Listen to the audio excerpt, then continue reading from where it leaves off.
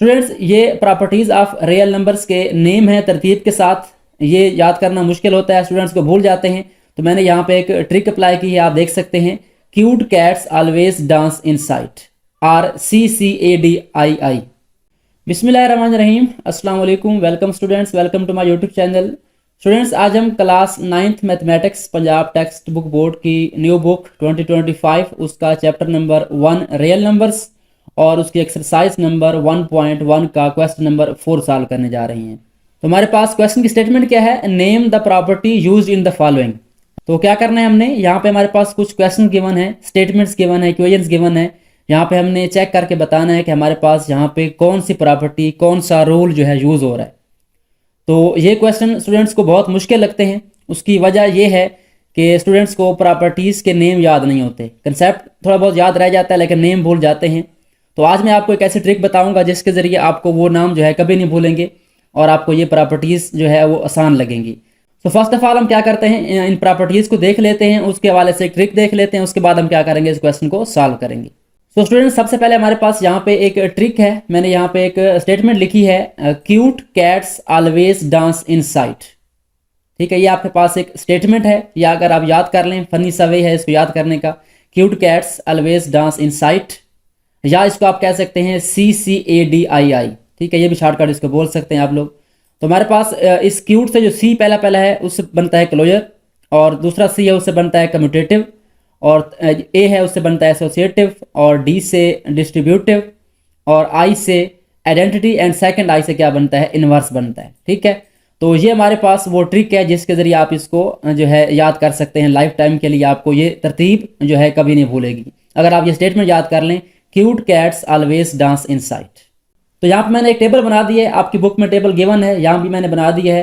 तो यहाँ पे प्रॉपर्टी का नाम होगा, उसके सामने एडिशन के लिहाज से प्रॉपर्टी होगी और मल्टीप्लिकेशन के लिहाज से भी होगी। ठीक है, फर्स्ट कॉलम में एडिशन है, सेकंड कॉलम में मल्टीप्लिकेशन है। तो फर्स्ट प्रॉपर्टी है क्लोजर, ये निकला है क्लोज से। ठीक है, इसमें क्या है, सिंपल कि अगर आपके दो नंबर हैं वो किस सेट को बिलोंग कर रहे हैं। फॉर एग्जाम्पल 3, 5 बिलोंग कर रहे हैं रियल नंबर को।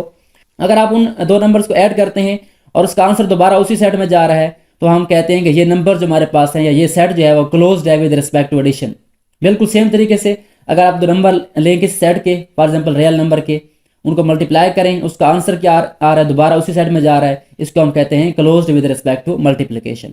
ये बहुत कम यूज होती है, वैसे एमसीक्यूज के लिए आप इसको समझ लें। उसके बाद हमारे पास नेक्स्ट 4 से 5 है, ये इंपॉर्टेंट है, जो क्वेश्चन में यूज हो रही हैं। फर्स्ट है कम्यूटेटिव। कम्यूटेटिव का मतलब होता है तबादला करना चीज़ों का। ठीक है, तो जमा के लिहाज से हम क्या करेंगे, दो नंबर्स को आपस में ऐड करेंगे। 4 + 5 = 5 + 4, दोनों का आंसर सेम है। तो ये हमारे पास कौन सी है, commutative property with respect to addition है। ठीक है, बिल्कुल सेम तरीके से मल्टीप्लाई में 4 × 5 = 5 × 4। अगर आप इनको मल्टीप्लाई करें, इनका ऑर्डर चेंज कर दें तो कोई फर्क नहीं पड़ता, आंसर सेम आता है। तो हम कहेंगे इसको commutative property with respect to multiplication. Okay हो गया, ये सेकंड हो गई। उसके बाद थर्ड है एसोसिएटिव। ठीक है, इसमें क्या होता है, हमारे पास 3 नंबर आ जाते हैं। कम्यूटेटिव में 2 नंबर थे, उनका ऑर्डर चेंज हो रहा था, लेकिन एसोसिएटिव में क्या होगा, हमारे पास 3 नंबर होंगे, उनकी तरतीब सेम होगी। अगर आप देखें यहाँ पे 4, 5, 8 लिखा हुआ है, 4, 5, 8 लिखा हुआ है, ऐड हो रही हैं। ठीक है, ब्रैकेट चेंज हो रही है। यहाँ पे देखें, इधर फर्स्ट दो ब्रैकेट है, यानी हमने पहले इसको सॉल्व करना है। ठीक है, और यहाँ पे क्या होगा, लास्ट पे ब्रैकेट है।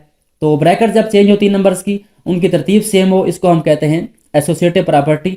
अगर एडिशन के लिहाज से है, इसको हम कहेंगे एडिशन के लिहाज से विद रिस्पेक्ट टू एडिशन, और अगर मल्टीप्लाई के लिहाज से है तो associative property with respect to multiplication.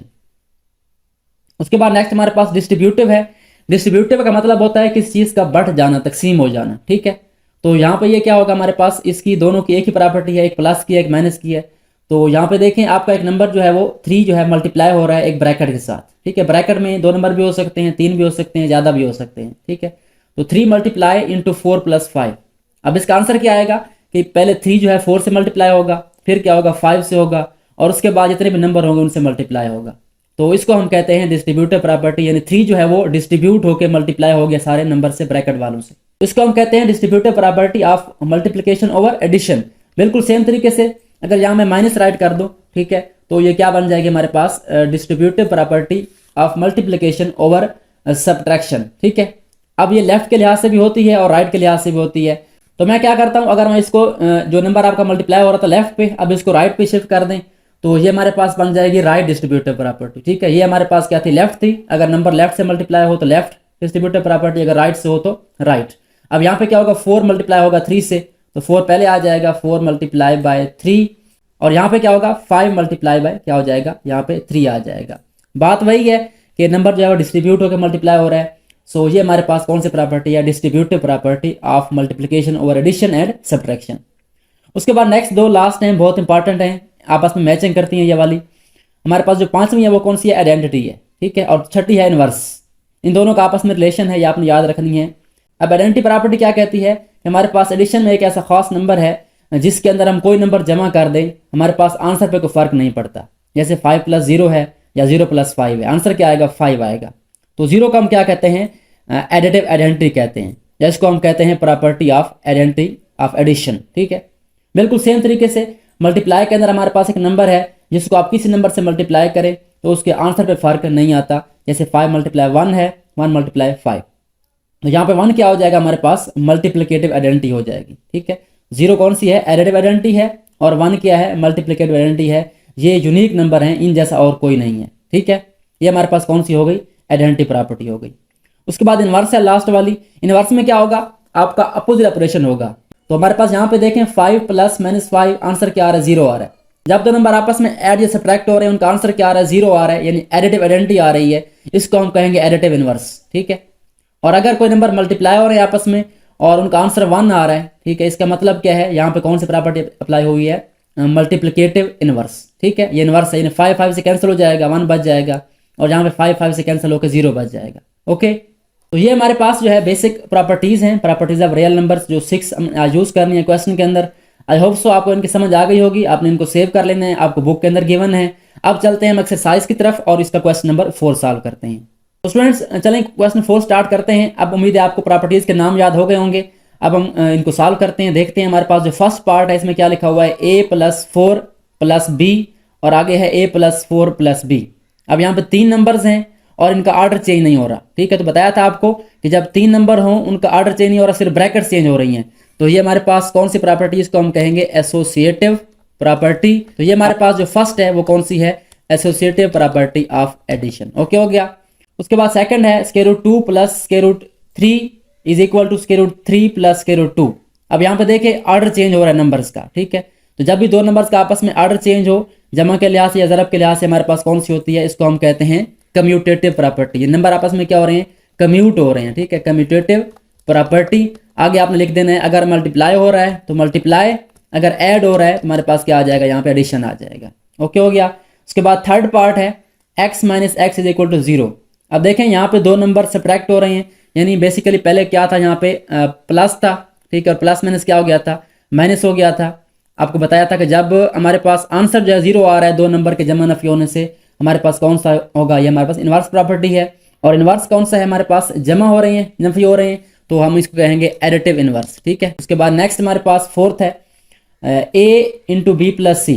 अब यहाँ पे a क्या हो रहा है, बेसिकली यहाँ पे मल्टीप्लाई हो रहा है। ठीक है, यहाँ पे सिंबल लिखी हुई नहीं है, लेकिन ये ब्रैकेट से पहले अलामत ना हो तो हमारे पास क्या होता है, मल्टीप्लाई होता है। a × b + c = ab + ac। ठीक है, अब a जो है b से मल्टीप्लाई हो गया, c से मल्टीप्लाई हो गया, a क्या हो गया, डिस्ट्रीब्यूट हो गया। ठीक है, तो ये डिस्ट्रीब्यूट होकर मल्टीप्लाई हो गया है, ये हमारे पास है डिस्ट्रीब्यूटिव प्रॉपर्टी। और a लेफ्ट पे है तो हम इसको कहेंगे लेफ्ट डिस्ट्रीब्यूटिव प्रॉपर्टी। ठीक है, स्पेलिंग आपने याद कर लेने हैं, डिस्ट्रीब्यूटिव प्रॉपर्टी। इसका पूरा भी लिख सकते हैं, मल्टीप्लिकेशन ओवर एडिशन, या सिंपल आप मल्टीप्लाई का साइन लिख दें और जमा का साइन लिख दें। ठीक है, हमारे पास कौन सी बन गई है, left distributive property of multiplication over addition. Okay हो गया। उसके बाद नेक्स्ट फिफ्थ है, यहाँ पे अगर आप देखें 16 + 0 = 16। अब 16 के अंदर एक नंबर जमा हो रहा है, आंसर पे फर्क नहीं आ रहा। तो जब ऐसी सिचुएशन हो, आंसर पे फर्क ना आए, सेम आंसर आए, या तो वो क्या हो सकती है, एडिटिव आइडेंटिटी हो सकती है, या क्या हो सकती है, मल्टीप्लिकेटिव आइडेंटिटी हो सकती है। ठीक है, तो यहाँ पे जमा हो रहा है, हमारे पास 0 जमा हो रहा है, 0 इज कॉल्ड एडिटिव आइडेंटिटी। तो ये हमारे पास कौन सी प्रॉपर्टी हो गई, दिस इज एडिटिव आइडेंटिटी, क्योंकि हमारे पास यहाँ पे जो है 0 जमा हो रहा है और उसके आंसर पे कोई फर्क नहीं आ रहा। So this is additive identity. उसके बाद हमारे पास नेक्स्ट है 100 मल्टीप्लाई हो रहा है 1 से और आंसर वही 100 आ रहा है। तो बिल्कुल सेम उस तरीके से जहाँ पे जमा हो रहा था, यहाँ पे क्या हो रहा है, मल्टीप्लाई हो रहा है। तो इसको हम कह सकते हैं मल्टीप्लिकेटिव आइडेंटिटी।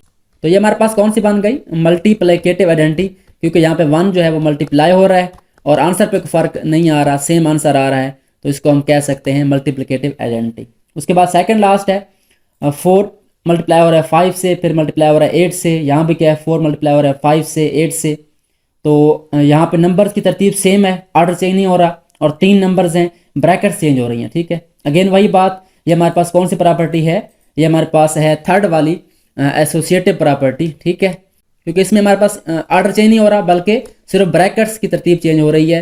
तो ब्रैकेट से हमारे पास क्या होगा, ये हमारा जो ऑपरेशन है वो उनका थोड़ा ऑर्डर चेंज होगा। ये हमारे पास कौन सी है, एसोसिएटिव प्रॉपर्टी ऑफ मल्टीप्लिकेशन, क्योंकि यहाँ पर मल्टीप्लाई हो रहा है, पहले ऐड हो रहा था, अब क्या हो रहा है, ये मल्टीप्लाई हो रहा है। So this is called associative property of multiplication. उसके बाद हमारे पास लास्ट है, ठीक है, लास्ट में हमारे पास क्या लिखा हुआ है, A B is equal to B A. तो यहाँ पे ए बी क्या हो रहा है, यहाँ पास में बी ए मल्टीप्लाई हो रहे हैं, क्योंकि यहाँ पे कोई सिंबल नहीं है। जब भी दो वेरिएबल्स के दरमियान हमारे पास सिंबल ना हो, इसका मतलब क्या है, वो मल्टीप्लाई हो रहे हैं। तो इनका ऑर्डर चेंज हो रहा है, A B is equal to B A, वही ऑर्डर वाली प्रॉपर्टी है हमारे पास, कौन सी प्रॉपर्टी, कम्यूटेटिव प्रॉपर्टी, ठीक है। तो यहाँ पे हम लिख सकते हैं कम्यूटेटिव प्रॉपर्टी। अब पहले हमारे पास थी एडिशन की, अब ये किसकी है, कम्यूटेटिव प्रॉपर्टी ऑफ मल्टीप्लिकेशन हो जाएगी, ठीक है, कम्यूटेटिव प्रॉपर्टी ऑफ मल्टीप्लिकेशन, क्योंकि यहाँ पे मल्टीप्लाई हो रहा है। तो ये हमारे पास जो है प्रॉपर्टीज़ वाला क्वेश्चन नंबर 4 भी सॉल्व हो चुका है। आई होप सो आपको ये समझ आ गई होगी। आपने ये ट्रिक लाजमी याद रखनी है, cute cats always dance inside, ठीक है। इससे क्या होगा, आपको ये नेम की तरतीब याद रहेगी, जब नेम याद होंगे तो आपको कंसेप्ट भी उनका रिवाइज हो जाएगा। सो स्टूडेंट्स, आज के लिए इतना ही, हमने क्वेश्चन नंबर 4 सॉल्व कर लिया, एक्सरसाइज नंबर 1.1 का। तो मिलते हैं नेक्स्ट वीडियो में, उसमें हम क्वेश्चन नंबर 5 सॉल्व करेंगे। वो क्वेश्चन प्रॉपर्टीज़ के हवाले से है, लेकिन उसमें डिफरेंट प्रॉपर्टीज़ हैं। तो आज के लिए इतना ही, thanks for watching and don't forget to subscribe my channel.